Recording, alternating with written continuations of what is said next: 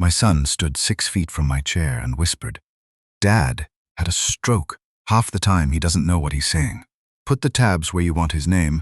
He'll sign anything." My speech had been slow since the stroke.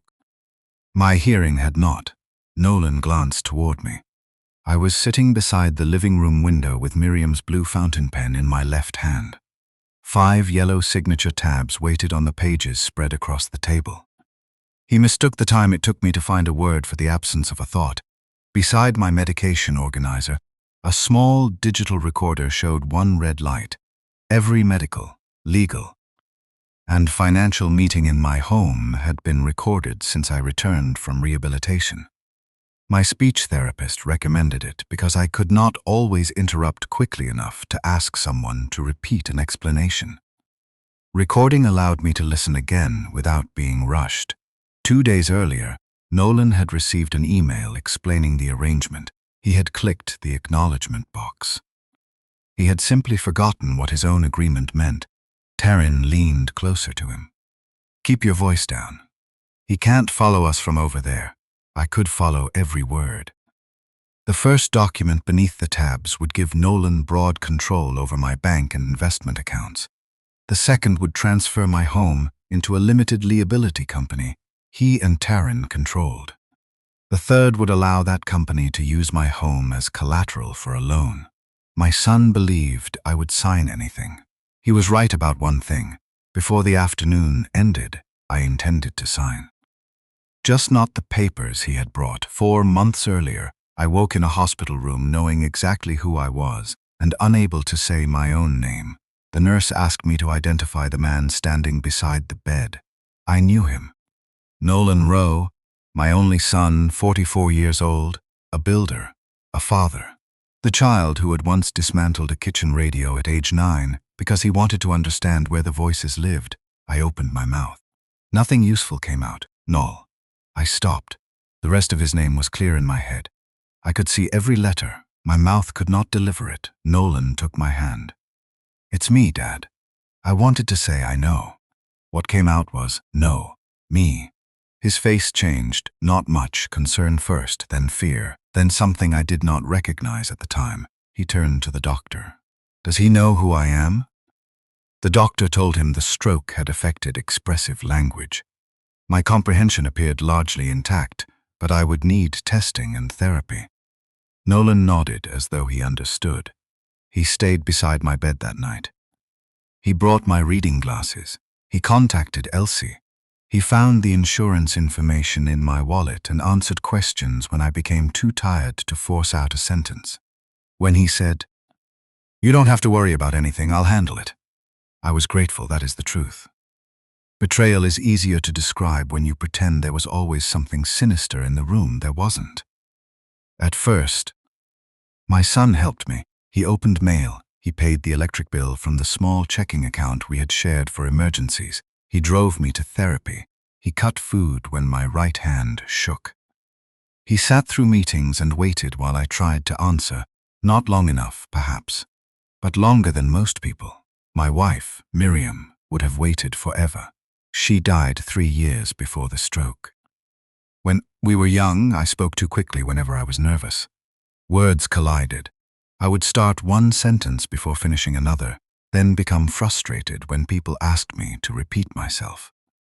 Miriam never finished a sentence for me. She would touch my wrist and say, "Take your time. The right word is worth waiting for." When I retired, she gave me a blue fountain pen. The words "take your time" were engraved along the barrel. I used that pen for every important signature after she died.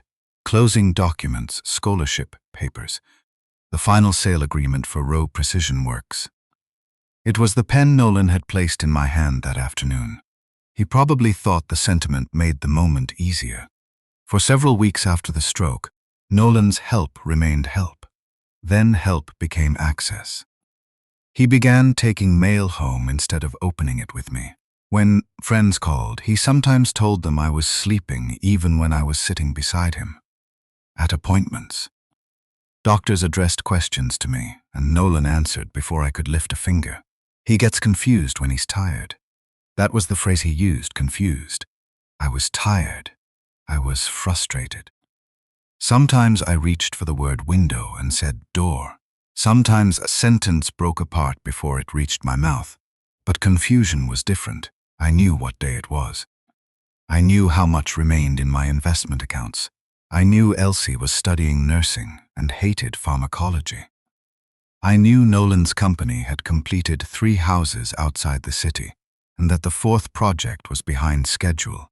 I knew the difference between failing to find a word and failing to understand one. Nolan did not ask whether I knew the difference. One afternoon, Elsie sat at my kitchen table, studying while I practiced naming objects from picture cards: cup, chair, clock. I reached the picture of a ladder. The word would not come. I stared at it for almost 30 seconds. Elsie waited. Finally, I said, "Climb, thing." She smiled but did not laugh. "Ladder. Ladder," I repeated. "Later." She asked whether I wanted her to tell Nolan I understood everything people said. I typed my answer on the tablet. Should have asked it me himself. She read it twice. Then she looked toward the hallway where her father had left a stack of unopened envelopes. "Do you want me to stay more often?" I shook my head. I would not turn my granddaughter into a guard. Nolan was my son. I still believed vulnerability would remind him of that, before it reminded him of what I owned. 2 weeks later, Taryn brought the first set of forms. She placed them in a white binder and called them rehabilitation and insurance documents. "We're simplifying things for you," she said. Taryn always made control sound efficient. She managed the finances for Rowe and Vale Development, the company she and Nolan had built with a partner. She was organized, calm, and rarely cruel in the obvious ways. She did not insult my speech. She simply treated it as an obstacle to be managed. "There are a few places you'll need to sign," she said. "Nothing major. Mostly temporary authority while you recover." Temporary authority. I asked for the files. It took me nearly a minute. "Send. Pages before." Nolan frowned. "We brought them so you wouldn't have to deal with all that." I looked at him until he understood I was waiting. "Fine," he said. "We'll email everything." They did. That was their first mistake. The following morning, I opened the documents on my tablet. Reading was slower than it had been before the stroke, but not because the words lacked meaning. Concentration exhausted me. I could manage 5 or 6 pages before needing to rest, so I read 5 pages, then 6, then 4. By the second afternoon, I reached the durable financial power of attorney. It did not give Nolan temporary authority over rehabilitation expenses. It gave him access to nearly everything: banking, investments, real estate, business interests, the power to open, close, transfer, and pledge assets. I marked the page. The next document was a quitclaim deed. My home address appeared at the top. The house Miriam and I bought when Nolan was 5. The house where she had measured his height against a kitchen doorway. The house we refinanced twice to keep my machine shop alive. The house that had been fully paid off for 11 years. The proposed new owner was Rowe Family Holdings, LLC. I had never heard of it. I searched the company registry. Nolan and Taryn were listed as the controlling members. I read the deed again. Then I reached the collateral authorization. The language was dense, but the purpose was not. Once the house sat inside their company, it could support a line of credit. If the debt was not paid, the home could be lost. There was also a document authorizing changes to my investment account access, and another statement saying I had voluntarily transferred financial management because of cognitive limitations following my stroke. Cognitive limitations, not speech limitations, not communication difficulties. A written declaration that my judgment had failed. My own signature was meant to confirm it. I sat at the kitchen table for a long time with Miriam's pen beside me. For 38 years, I had built industrial components that could not be wrong by even a fraction of an inch. A measurement did not become less exact because the person reading it spoke slowly. A decision did not lose meaning because it took time to express. Nolan knew that. He had grown up in my factory. He had watched me reject contracts because one number did not match. Yet he had placed 5 yellow tabs across documents he did not expect me to read. When they returned that afternoon, the recorder was already running. It sat in full view beside a small card. Session recorded for communication access. Taryn arranged the pages. Nolan spoke too loudly at first, as people often did after my stroke. These just let us keep handling the bills. I looked at the first tab, then the second. He stepped away with Taryn and lowered his voice. Dad had a stroke. Half the time he doesn't know what he's saying. Put the tabs where you want his name. He'll sign anything. Taryn glanced toward the recorder, but seemed to see only another piece of medical equipment. What if he asks about the house? Don't explain that part. He'll get stuck on the word transfer. And if he refuses, we say he's too confused to understand why we're helping. My fingers tightened around Miriam's pen. For one moment I wanted to speak clearly enough to frighten them. I wanted every word to return at once. But my condition did not change because the moment deserved drama, so I did what I could do. I placed the pen on the table. I picked up my tablet. My hands were steady. I typed, "I am tired. Return Friday." The tablet read the sentence aloud. Nolan's shoulders relaxed. "Of course, Dad." He gathered the papers. "We'll keep it simple next time." After they left, I locked the front door. Then I opened the shared checking account Nolan had been using for medical and household expenses. I expected to find payments to therapists, pharmacies, and the contractor who installed the bathroom rail. Those payments were there. So were transfers I did not recognize: a construction supplier, a corporate legal firm, interest paid to a private lender. I added the transactions twice. $28,600. Money Nolan had taken before he ever brought me the deed. My son had not come to ask for my signature. He had come because he believed the man behind it was already gone. The first transfer was for $8,400. Its description said home accessibility. The payment had gone to a construction supplier that did not install ramps, handrails, or medical equipment. It supplied imported stone and custom fixtures to luxury developments. Rouse and Vale Development had used the same company on 2 previous projects. The second transfer was described as care consultation. It went to a law firm whose website listed commercial lending, restructuring, and creditor negotiations. The third payment covered interest charged by a private lender. None of it had paid for my recovery. I downloaded every statement before Nolan could remove my online access. Then I opened the emails attached to the shared account. Most were ordinary notices: a pharmacy receipt, a therapy invoice, confirmation that my property taxes had been paid. Buried between them was an automatically forwarded message from the private lender. The subject line included Nolan's company name and a loan reference number. The balance was $710,000. Payment was due in 5 weeks. I read the message twice. 2 investors had withdrawn from a residential project. Existing collateral no longer satisfied the lender. Additional security would be required before an extension could be considered. My house was worth approximately $1,550,000. It had no mortgage. Nolan did not want temporary authority to pay my bills. He needed an asset large enough to keep his company alive. For years, I had treated Nolan's financial emergencies as problems a father should solve. When his first equipment loan came due before a contract paid, I covered it. When a tax dispute froze one of his accounts, I advanced payroll. When a project ran over budget, I guaranteed a replacement line of credit. Each time, Nolan promised it was the last rescue. Each time I told myself the business was young, the employees had families, and allowing my son to fail would punish people who had done nothing wrong. I believed I was teaching him perseverance. Perhaps I had taught him something else. A disaster large enough would always end with my signature. I opened my contacts and found Audrey Bell. Audrey had handled my estate planning for 12 years.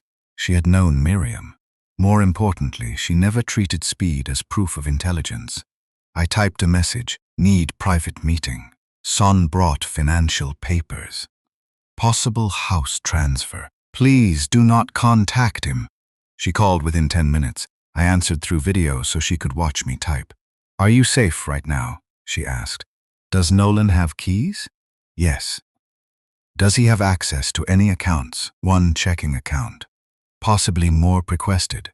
Have you signed anything since the stroke? No. Audrey paused. Send me every document and every account statement. Do not alter them. Do not write on the original files. I uploaded the PDFs, the email from the lender, and the bank records. Then I sent her the audio file. She called back that evening. Her expression was different. Not frightened, precise. The papers were presented to you as temporary assistance forms? Yes. They are not. She shared her screen. The first document, she explained, was a durable financial power of attorney. It would remain effective even if my health declined. Nolan could manage accounts, investments, real estate, and certain business interests. The second was the deed. If properly signed, delivered, and recorded, it could transfer title to Rowe family holdings. The name makes it sound as though it belongs to the whole family, Audrey said. According to the filing, Nolan and Taryn control it. She moved to the collateral authorization. This would support using the property for financing. If the loan failed, the house could be at risk. I already understood that.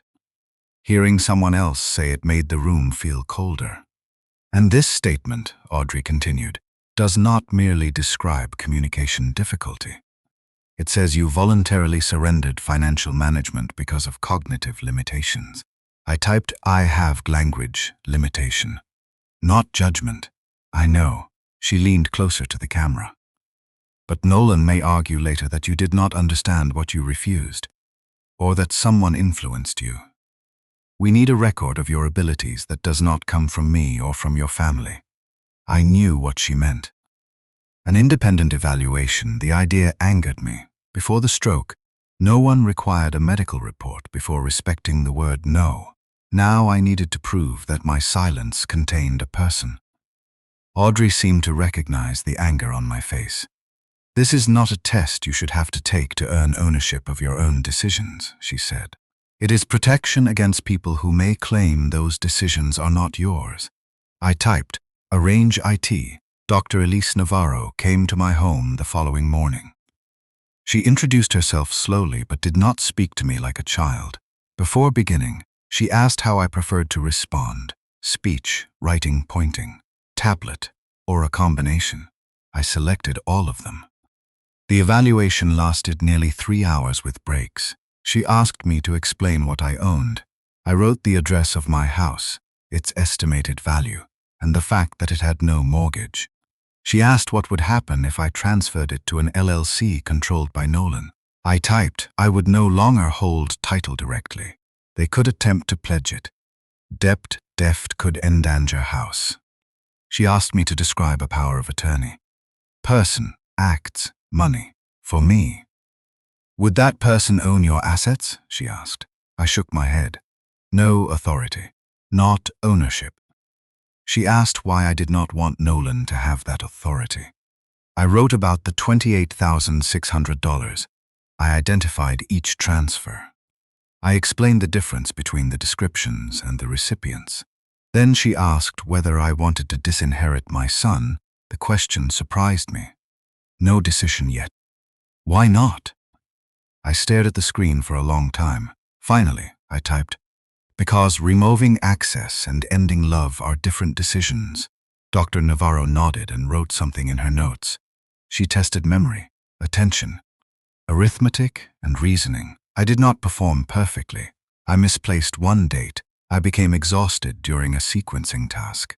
Twice I chose the wrong picture after understanding the question, because my hand moved before I corrected myself. Dr. Navarro did not erase those failures.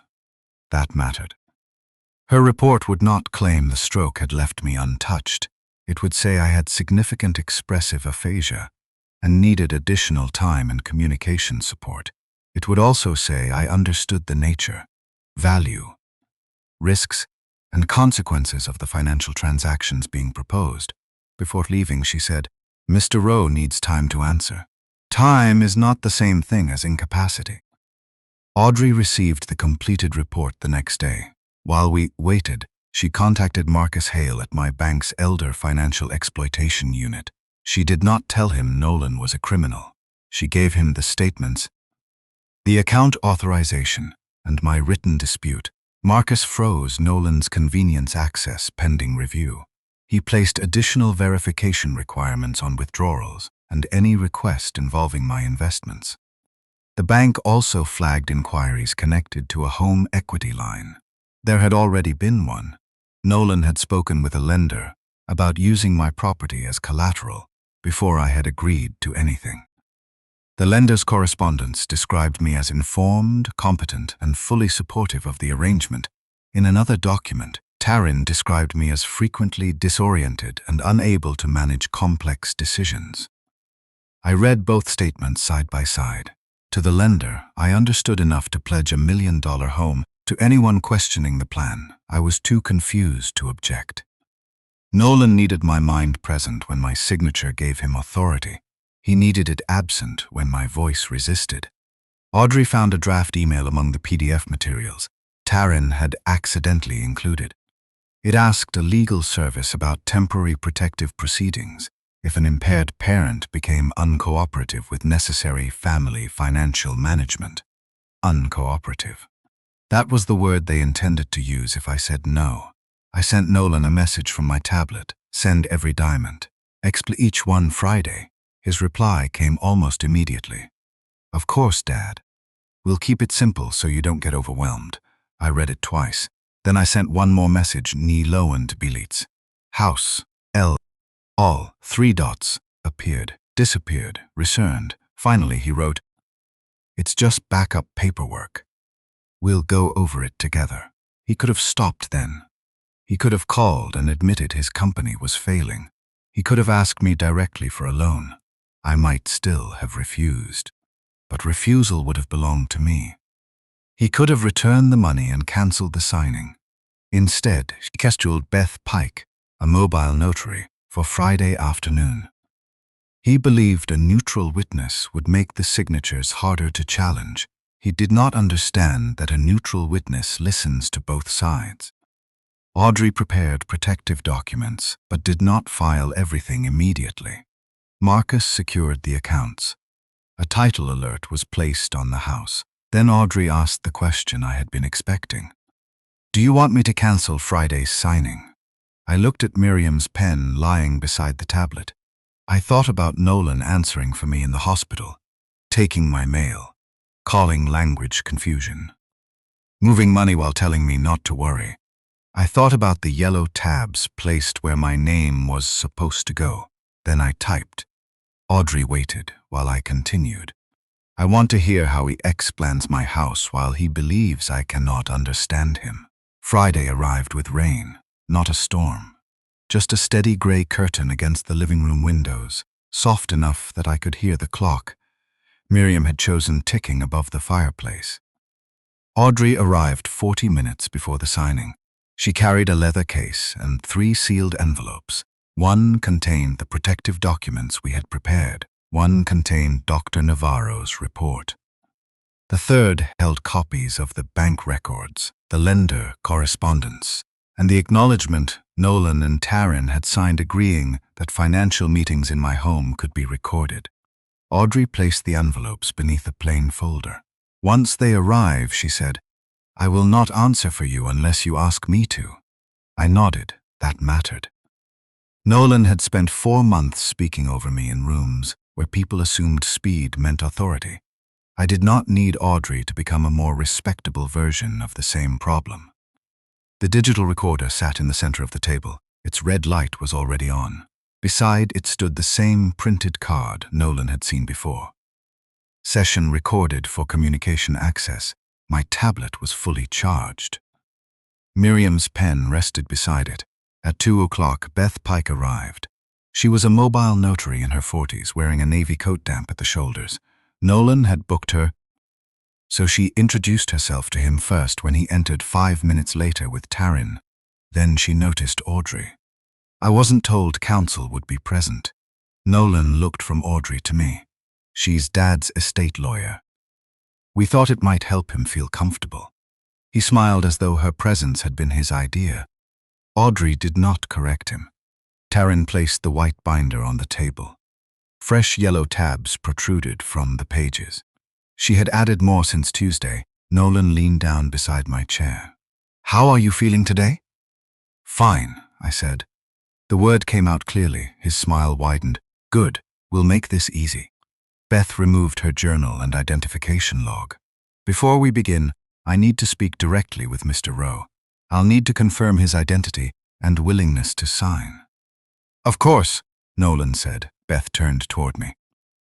"Mr. Rowe, do you understand why I'm here?" I reached for the tablet. "Before I could type," Nolan answered. "These are temporary financial management documents while he recovers. He understands the general purpose, but complex explanations tire him."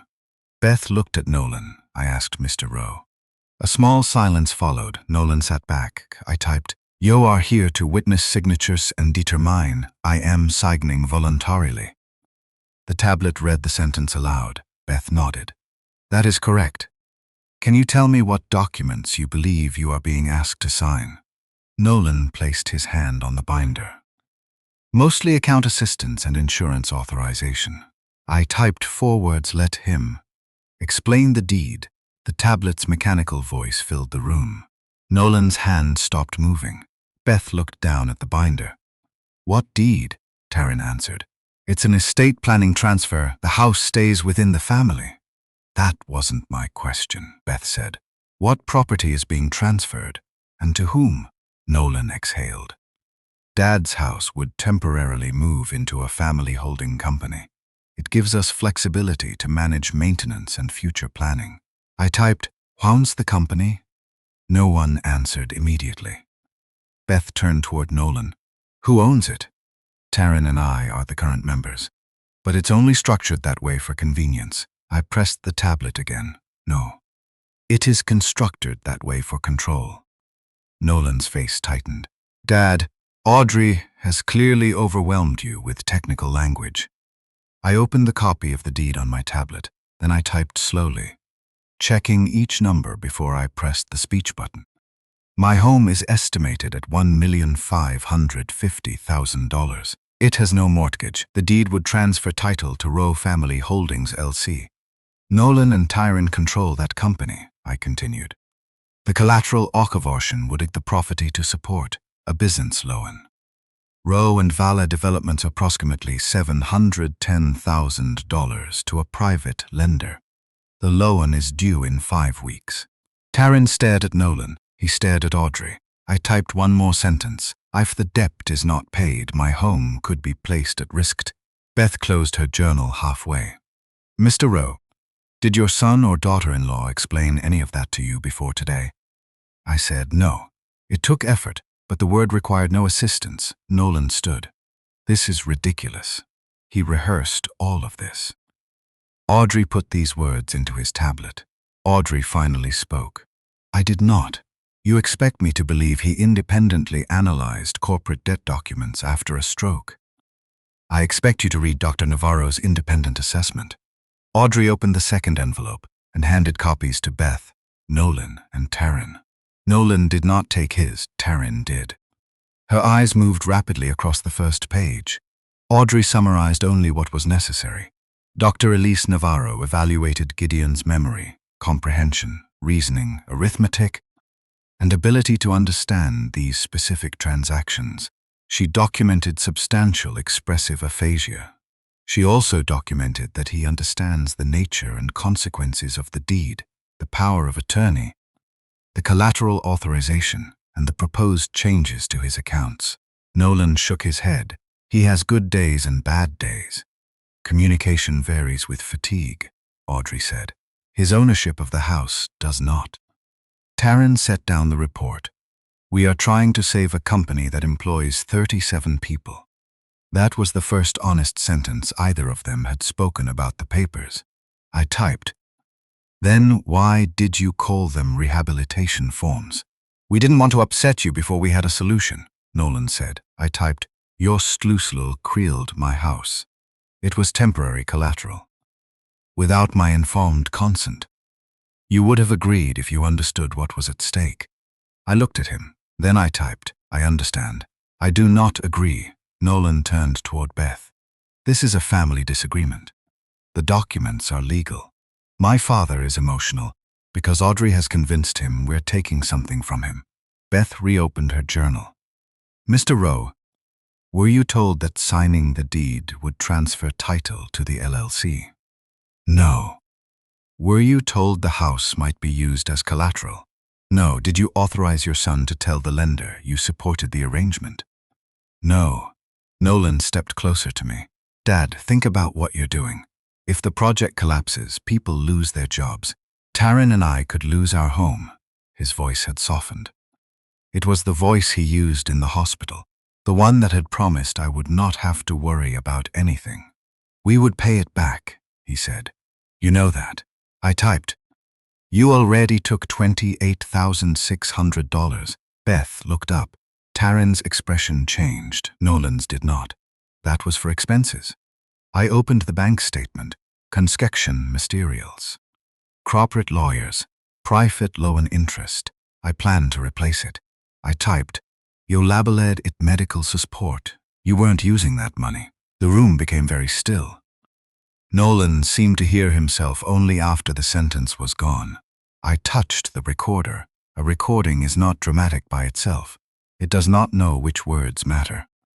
It preserves kindness and betrayal with the same indifferent precision.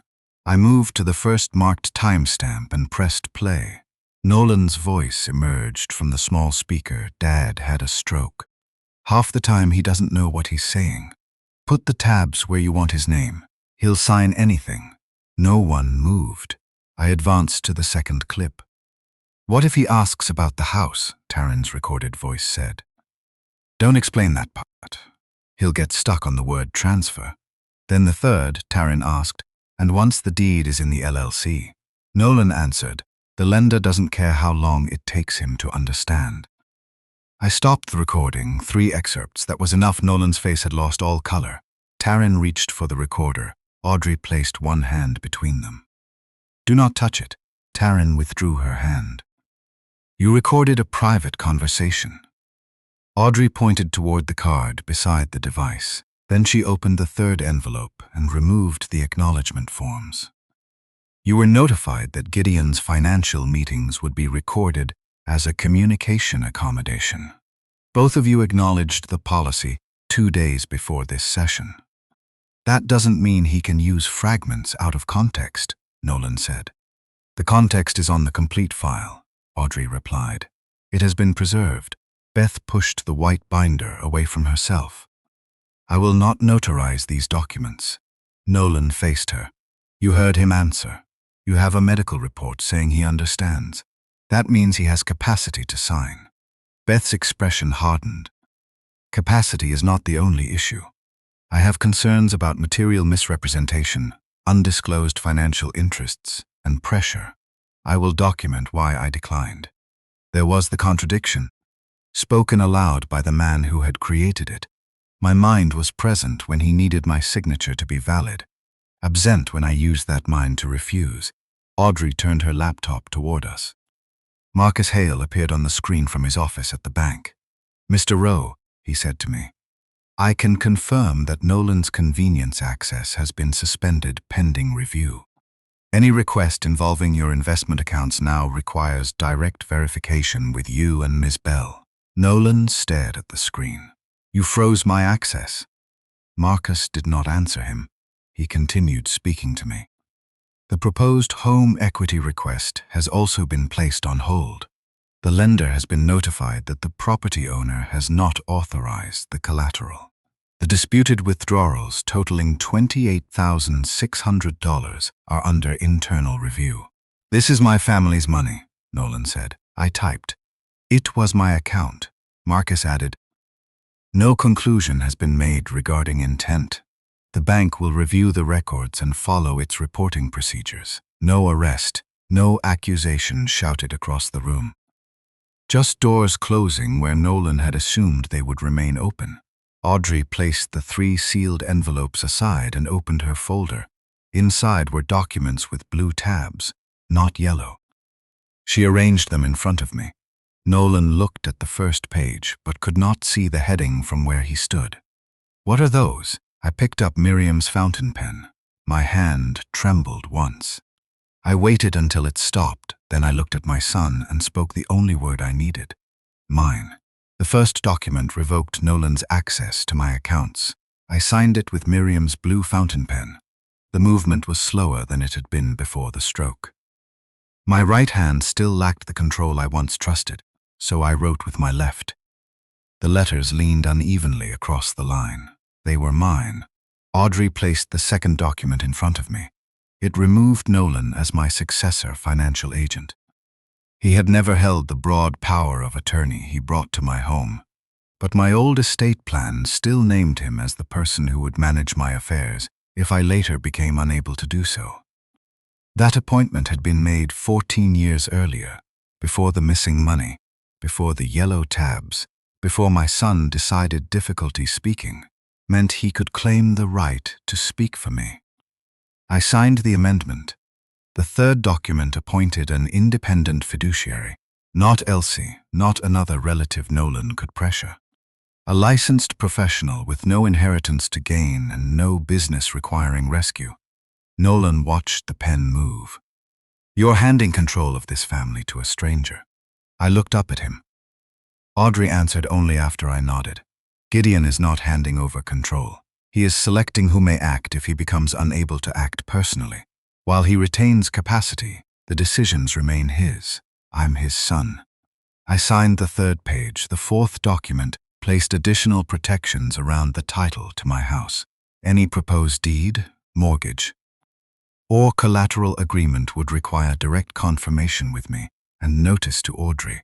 The fifth was a formal demand for repayment of $28,600.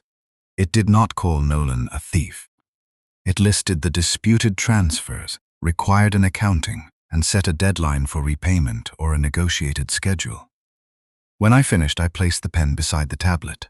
5 blue tabs remained flat against the table. The yellow ones in Taryn's binder stood upright, like small warnings. No one had expected me to read. Nolan looked at the repayment demand. "You're doing all of this because of one desperate conversation?" I typed. "No." The conversation explaining the digaments. The tablet read it aloud. Taryn closed the white binder. "We need to speak with our attorney." Audrey nodded. "That would be appropriate." Beth completed her incident notes. She did not accuse anyone of a crime. She recorded that she had declined to notarize after learning the documents had been materially mischaracterized and after observing concerns about pressure and informed consent. Marcus confirmed the bank would continue its internal review. The lender would have to reconsider any representations Nolan had made about my willingness to provide collateral. No police arrived. No one placed handcuffs on my son. Real consequences are often quieter than people expect. The deed remained unsigned. The home remained mine. The proposed credit line lost its collateral. Nolan lost access to the checking account. The investments remained protected, and the business problem he had tried to place beneath my signature returned to the people who had created it. Taryn left first. She carried the white binder against her chest without looking at me. Beth followed. Marcus ended the video call. Audrey gathered the original documents but left copies beside my tablet. Before leaving the room, she asked whether I wanted her to stay. I shook my head. Some conversations need witnesses. Others become impossible while witnesses remain. Audrey closed the front door behind her. Nolan stood beside the table. For the first time since his arrival, he had no papers in his hands. "You sat there," he said. "You let me think you didn't understand." I looked at him. The sentence I wanted was complete in my mind. Delivering it took time. "You never asked." His jaw tightened. "That's not fair." I touched the tablet. "I did not pretend to be confused. You decided I was. You heard us talking and said nothing." I typed. I said I was tired. That was true. I waited until he stopped pacing. No, I said slowly. You hid it. He pressed both hands against the back of a chair. I was trying to save my company. I typed, with my house, my money, and a signature you believed had no mind behind it. We would have paid everything back. You had already taken money and disguised where it went. That account was for family expenses. It took me several attempts to speak the next sentence. My recovery. Not your project. He looked away. 37 people could lose their jobs. I knew some of those employees. I had attended company barbecues. I had congratulated Nolan when he hired his first project manager. I did not enjoy knowing they might suffer. But concern for innocent employees did not create consent. I typed, your jobs did not make my house your collateral. Everything I did was for this family. I answered on the tablet.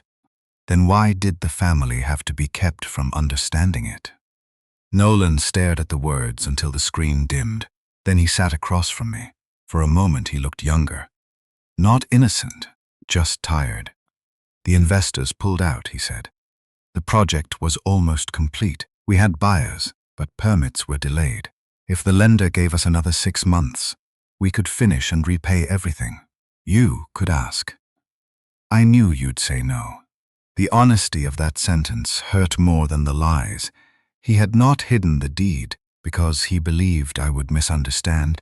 He had hidden it because he believed I would understand and refuse. You always told me the company mattered, he continued. You helped me build it. I nodded. That was true too. I had paid the first deposit on his equipment. I had guaranteed a loan when no bank trusted his projections. When he missed payroll, I covered it before his employees noticed. When a development failed, I called it experience and wrote another check. Each rescue made the next request easier. Each signature taught him something I had never intended to teach. I typed carefully. I taught you that every disaster ended with my signature. Nolan read this sentence. I continued. Yo decided the sprock made the signature easier to get. He opened his mouth, but no defense arrived. For years, I had confused preventing consequences with helping my son grow. I had solved his problems before they could teach him anything. That was my failure. It did not excuse his choice.